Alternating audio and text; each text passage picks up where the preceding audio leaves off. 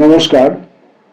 সাহিত্য সম্রাট বঙ্কিমচন্দ্র চট্টোপাধ্যায়ের আনন্দমঠ থেকে আমরা অল্প অল্প করে পড়াশোনা করছি। তৃতীয় খণ্ড অতিক্রম করে আজ আমরা চতুর্থ খণ্ডে পা দিলাম। চতুর্থ খণ্ডের প্রথম পরিচ্ছেদ থেকে আজকে পড়া শুরু করব।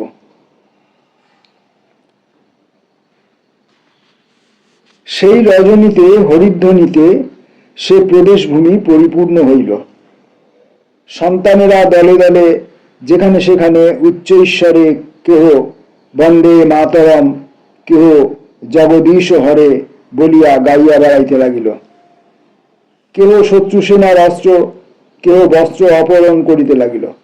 কেহ মৃতদেহের মুখে পদাঘাত, কেহ অন্য প্রকার উপদ্রব করিতে লাগিল। কেহ গ্রামাভিমুখে, কেহ নগরাভিমুখে ধাবমান হইয়া পথিক বা গৃহস্থকে ধরিয়া বলে, বলো বন্দে মাতরম, নইলে মারিয়া ফেলিব। কেউ ময়লার দোকান লুটিয়া খায়, কেউ গোয়ালার বাড়ি গিয়া হাই পাড়িয়া দধিতে চুমুক মারে। কেহ বলে, আমরা ব্রজগো বাসিয়াছি, গোপিনী কই। সেই এক রাতের মধ্যে গ্রামে গ্রামে নগরে নগরে মহা কোলাহল পড়িয়া গেল। সকলে বলিল, মুসলমান পরাভূত হইয়াছে, দেশ আবার হিন্দু রইয়াছে। সকলে একবার মুক্ত কণ্ঠে হরি হরি বলো। গ্রাম্য লোকেরা মুসলমান দেখিলেই তাড়াইয়া মারিতে যায়। কেউ কেউ সেই রাত্রে দলবদ্ধ হইয়া মুসলমান দিকে তাড়াই গিয়া তাহাদের ঘরে আগুন দিয়া সর্বস্ব লুঠিয়া লইল। অনেক জবন নিহত হইল। অনেক মুসলমান দাড়ি ফেলিয়া গায়ে মৃত্তিকা মাখিয়া হরিভাম ভক্ত হইয়া উঠিল। জিজ্ঞাসা করিলে বলিতে লাগিল, মুই হেঁদু। দলে দলে ত্রস্ত মুসলমানেরা নগরাভিমুখে ধাবিত হইল। চারিদিকে রাজপুরুষেরা ছুটিল। অবশিষ্ট সিপাহী সুসজ্জিত হইয়া নগর রক্ষার্থে শ্রেণীবদ্ধ হইল। নগরের গড়ের ঘাটে ঘাটে প্রকোষ্ঠ সকলে রক্ষকবর্গ সশস্ত্রে অতি সাবধানে দ্বার রক্ষায় নিযুক্ত হইল। সমস্ত লোক সমস্ত রাত্রি জাগরণ করিয়া কি হয় চিন্তা করিতে লাগিল। হিন্দুরা বলিতে লাগিল, আসুক সন্ন্যাসীরা আসুক, মা দুর্গা করুন হিন্দুর অদিষ্টে সেই দিন হউক। মুসলমানেরা বলিতে লাগিল, আল্লাহ আকবর, এতনা রোজের পর কোরআন শরীফ বেদাক কি ঝুটো হলো? মোরা যে 5 ওয়াক্ত নামাজ করি, তা এই তেলক কাটা হেঁদুর দল ফতে করতে নামলাম? দুনিয়া সব ফাঁকি। এইরূপে কেহ ক্রন্দন, কেহ হাস্য করিয়া সকলে ঘোরতর আগ্রহের সহিত রাত্রি কাটাইতে লাগিল। এ সকল কথা কল্যাণীর কানে গেল। আবাল বৃদ্ধ বনিতা কাহারও অবিদিত ছিল না। কল্যাণী মনে মনে বলিল, জয় জগদীশ্বর, আজই তোমার কার্য সিদ্ধ হইয়াছে। আজ আমি স্বামী সন্দর্শনে যাত্রা করিব। হে মধুসূদন, আজ আমার সহায় হও। গভীর রাত্রে কল্যাণী শয্যা ত্যাগ করিয়া উঠিয়া একা খিড়কির দ্বার খুলিয়া এদিক ওদিক চাহিয়া কাহাকেও কোথাও না দেখিয়া ধীরে নিঃশব্দে গৌরী দেবীর পুরী হইতে রাজপথে নিষ্ক্রান্ত হইল। মনে মনে ইষ্ট দেবতা স্মরণ করিয়া বলিল, দেখো ঠাকুর, আজ যেন পদচিহ্নে তাহার সাক্ষাৎ পাই। কল্যাণী নগরের ঘাটিতে আসিয়া উপস্থিত। পাহারাওয়ালা বলিল, কে যায়? কল্যাণী ভীত স্বরে বলিল, আমি স্ত্রীলোক। পাহারাওয়ালা বলিল, যাবার হুকুম নাই। কথা দফাদারের কানে গেল। দফাদার বলিল, বাহিরে যাইবার নিষেধ নাই, ভিতরে আসিবার নিষেধ। শুনিয়া পাহারাওয়ালা কল্যাণীকে বলিল, যাও মাই, যাওয়ার মানা নাই, লেকিন আজকার আত্মে আফত, কেয়া জানে মাই তোমার কি হবে? আমি কি ডেকেতের হাতে গিয়ে গিরবে, কি খানায় পড়িয়া মরিবে? সে তো হাম কিছু জানে না। আজকা রাত মাই তুমি বাহার না যাবে। কল্যাণী বলিল, বাবা, আমি ভিখারিনী, আমার এক কড়া কপর্দক নাই, আমায় ডাকাতে কিছু বলিবে না। পাহারাওয়ালা বলিল, বয়স আছে মাই, বয়স আছে, দুনিয়া মে ওই তো জেওরাত হ্যায়, বলকে আমি ডেকেত হতে পারে। কল্যাণী বড় দেখিল বড় বিপদ, কিছু কথা না কহিয়া ধীরে ধীরে ঘাঁটি এড়াইয়া চলিয়া গেল। পাড়াওয়ালা দেখিল মাই রসিকতাটা বুঝিল না, তখন মনের দুঃখে গাঁজায় দম মারিয়া ঝিঝিট খাম্বাজে শরীর টপ্পা ধরিল। কল্যাণী চলিয়া গেল। সে রাত্রে পথে দলে দলে পথিক, কেউ মার মার শব্দ করিতেছে, কেউ পালাও পালাও শব্দ করিতেছে, কেউ কান্দিতেছে। যে যাহাকে দেখিতেছে সে তাহাকে ধরিতে যাইতেছে। কল্যাণী অতিশয় কষ্টে পড়িল। পথ মনে নাই, কাহাকে জিজ্ঞাসা করিবার জো নাই, সকলের রণন্মুখ। কেবল লুকাইয়া লুকাইয়া অন্ধকারে পথ চলিতে হইতেছে।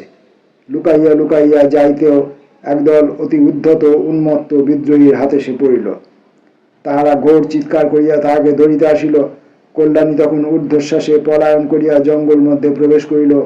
সেখানেও সঙ্গে সঙ্গে দুই একজন দস্যু তাহার পশ্চাতে ধাবিত হইল। একজন গিয়া তাহার অঞ্চল ধরিল, বলিল, তবে চাঁদ। সেই সময় আর একজন অকস্মাৎ আসিয়া অত্যাচারকারী পুরুষকে এক ঘা লাঠি মারিল। সে আহত হইয়া পাছু হটিয়া গেল। এই ব্যক্তির সন্ন্যাসীর বেশ, কৃষ্ণার্জুনে বক্ষ আবৃত, বয়স অতি অল্প। সে কল্যাণীকে বলিল, তুমি ভয় করিও না, আমার সঙ্গে আইসো। কোথায় যাইবে? কল্যাণী বলিল, পদচিহ্নে। আগন্তুক বিস্মিত ও চমকিত হইল, বলিল, সে কি, পদচিহ্নে? এই বলিয়া আগন্তুক কল্যাণীর দুই স্কন্ধে হস্ত স্থাপন করিয়া মুখপানে সেই অন্ধকারে অতি যত্নের সহিত নিরীক্ষণ করিতে লাগিল। কল্যাণী অকস্মাৎ পুরুষ স্পর্শে রোমাঞ্চিত, ভীত, ক্ষুব্ধ, বিস্মিত, অশ্রু বিপ্লুত হইল।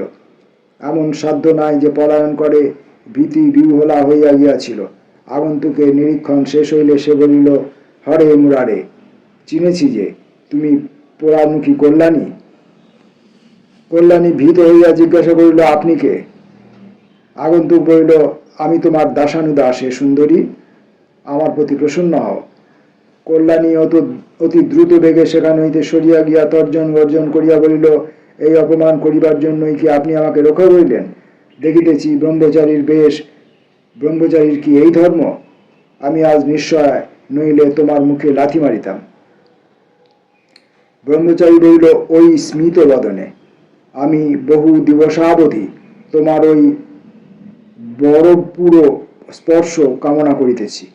এই বলিয়া ব্রহ্মচারী দ্রুত বেগে ধাবমান হইয়া কল্যাণীকে ধরিয়া গাঢ় আলিঙ্গন করিল।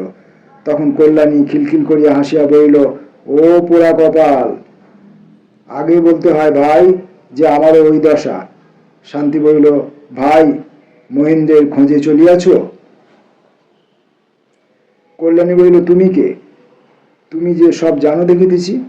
শান্তি বলিল, আমি ব্রহ্মচারী, সন্তান সেবার অধিনায়ক, ঘোরতর বীর পুরুষ, আমি সব জানি। আমি আজ পথের সিপাহী, আর সন্তানের যে দৌরাত্ম, তুমি আজ পদচিহ্নে যাইতে পারিবে না। কল্যাণী কাঁদিতে লাগিল। শান্তি চোখ ঘুরাইয়া বলিল, ভয় কি? আমরা নয়নবাণে সহস্র শত্রু বধ করি, চলো পদচিহ্নে যাই। কল্যাণী এরূপ বুদ্ধিমতী স্ত্রীলোকের সহায়তা পাইয়া যেন হাত বাড়াইয়া স্বর্গ পাইল। বলিল, তুমি যেখানে যাইবে যাও, তুমি যেখানে লইয়া যাইবে সেইখানেই যাইব। শান্তি তখন তাহাকে সঙ্গে করিয়া বন্য পথে লইয়া চলিল।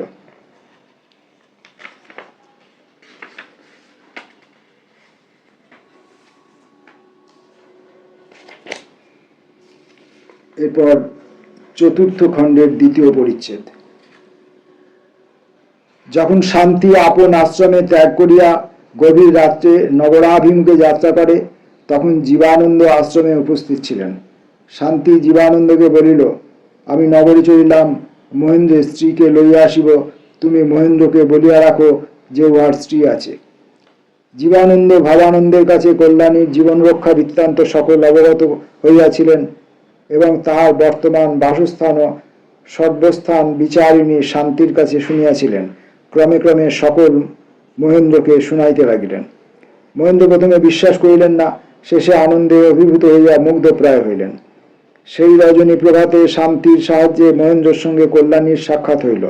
নিস্তব্ধ কাননের মধ্যে ঘন বিন্যস্ত শালতরু শ্রেণীর অন্ধকার ছায়া মধ্যে পশুপক্ষী ভগ্ন নিদ্র হইবার পূর্বে তাহাদিগের পরস্পরের দর্শন লাভ হইল।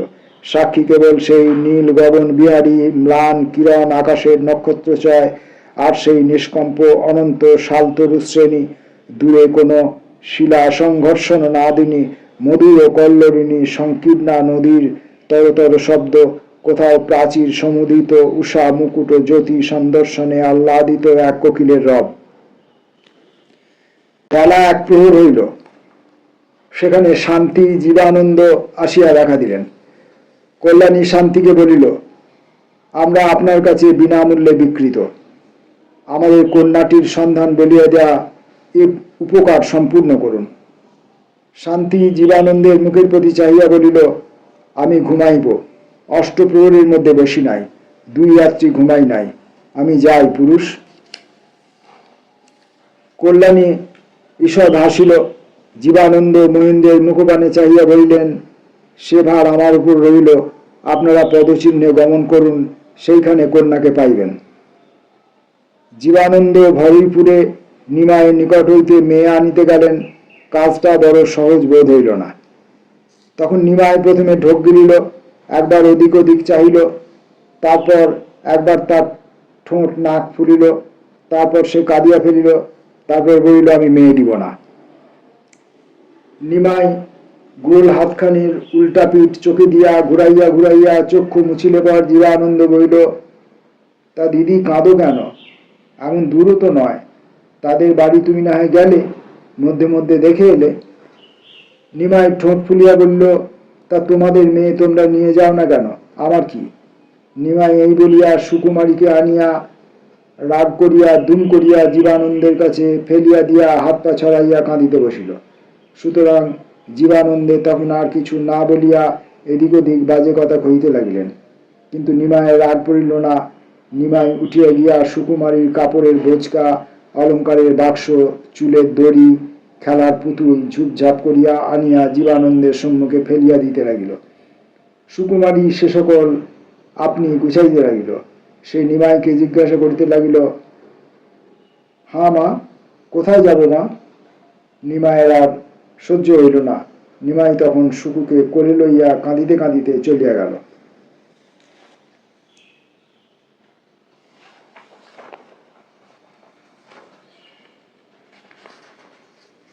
চতুর্থ খণ্ডের 3য় পরিচ্ছেদ। পদচিহ্নে নতুন দুর্গ মধ্যে আজ সুখে সমবেত মহেন্দ্র, কল্যাণী, জীবানন্দ, শান্তি, নিমাই, নিমায়ের স্বামী সুকুমারী সকলে সুখে সম্মিলিত। শান্তি নবীনানন্দের বেশে আসিয়াছিল। কল্যাণীকে যে রাত্রে আপন কুটিরে আনে, সেই রাত্রে বারণ করিয়াছিল যে নবীনানন্দ যে স্ত্রীলোক একথা কল্যাণী স্বামীর সাক্ষাতে প্রকাশ না করেন। একদিন কল্যাণী তাহাকে অন্তঃপুরে ডাকিয়া পাঠাইলেন। নবীনানন্দ অন্তঃপুরের মধ্যে প্রবেশ করিল। ভৃত্যগণ বারণ করিল, শুনিল না।